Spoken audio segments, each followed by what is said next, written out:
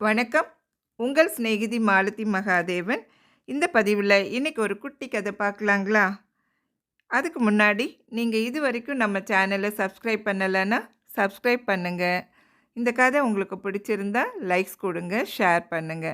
சரி, வாங்க இப்போ கதை கேட்கலாம். இல்லற வாழ்க்கையில் இருந்துட்டு ஒருத்தர் துறவியாக இருக்க முடியுங்களா? நீங்கள் என்ன நினைக்கிறீங்க? முடியுமா? முடியுன்றத நிரூபித்து காட்டுற மாதிரி அந்த காலத்தில் ஒருத்தர் வாழ்ந்தார். அவர் யாருன்னா சீதையோட தந்தை ஜனகர் தாங்க. இது அப்போது மிதிலையில் இருந்த முனிவர்கள்லாம் நம்பவே இல்லை. ஜனகர் மீது அவர்களுக்கெல்லாம் ஒரு சந்தேகம். அது எப்படி, இவர் ராஜபோகங்களுக்கு மத்தியில் சுகமாக இருக்கிறவர், இவர் எப்படி துறவியாக இருக்க முடியும் அப்படின்னு முனிவர்களில் பலர் கசமுசான்னு பேசிட்டாங்க. இந்த செய்தி ஜனகரோட காதுலையும் லேசாக விழுந்தது. ஜனகர் பார்த்தார். சரி, இந்த முனிவர்களுக்கு துறவுனா என்ன என்பதை புரிய வைக்கணும் அப்படின்னு தனக்குள்ள முடிவு செஞ்சார். அதன் காரணமாக அடுத்த நாளே அரண்மனையிலிருந்து ஒரு ஆள் ஒரு வேண்டுகோளுடன் இந்த முனிவர்களை தேடி வந்தார். நாளைக்கு மதியானம் நமது ஜனக மகாராஜா உங்கள் எல்லாருக்கும் ஒரு விருந்து வைக்க விரும்புகிறாரு. நீங்கள் எல்லாரும் அவசியம் அதில் கலந்து கொள்ளும்படி கேட்டுக்கிறேன் அப்படின்னு வேண்டிக் கொண்டார். அவரோட வேண்டுகோளை ஏற்று ஒரு 50 முனிவர்கள் அடுத்த நாள் குறிப்பிட்ட நேரத்திற்கு விருந்து மண்டபத்திற்கு போனாங்க. அவர்களுக்கு அங்கு 50 இலை போடப்பட்டு பலவிதமான தின்பண்டங்களை பரிமாறியிருந்தார்கள். ஆனால் அதில் ஒரு வேடிக்கை என்னென்னா, ஒவ்வொரு இலைக்கு மேலேயும் ஒரு நீளமான தலைமுடி தொங்கிட்டு இருந்தது. அது எப்போ சாப்பாட்டில் விழுமோ அப்படின்னு அதை பார்த்து பயந்துட்டே முனிவர்கள் சாப்பிட்டாங்க.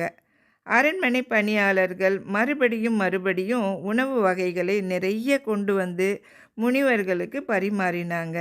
முனிவர்களும் சாப்பிட்டு முடித்தாங்க. எல்லாரும் சாப்பிட்டு முடித்த பிறகு ஜனகர் அங்கே வந்தார்.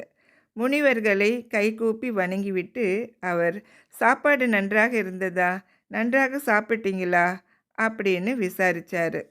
அது மட்டும் இல்லை, சாம்பார் எப்படி இருந்தது, காய்கறி எப்படி இருந்தது, வறுவல் எப்படி இருந்தது அப்படின்லாம் வரிசையாக ஒவ்வொன்றா கேட்க ஆரம்பித்தார். அவர் கேட்ட கேள்விகளுக்கு அங்கிருந்த முனிவர்களில் ஒருவர் கூட பதில் சொல்லவில்லை. சொல்லி வைத்தது போல முனிவர்கள் அனைவரும் மௌனமாக இருந்தாங்க. உடனே மகாராஜா ஜனகர் தமது பணியாளர்கள் இருந்த பக்கம் திரும்பி, என்ன, எல்லாருக்கும் சரியாக சாப்பாடு போட்டீர்களா இல்லையா அப்படின்னு வேகமாக கேட்க ஆரம்பித்தார். உடனே முனிவர்கள், அவர்களை ஏன் கேட்குறீங்க, நாங்களே பதில் சொல்கிறோம். அவர்கள் நன்றாகத்தான் பரிமாறினாங்க, நாங்களும் வயிறு நிறைய சாப்பிட்டோம் அப்படின்னாங்க. பின்ன ஏன் எப்படி இருந்ததுன்னு நான் கேட்டதுக்கு நீங்கள் பதிலே சொல்லலை அப்படின்னு கேட்டார் ஜனகர்.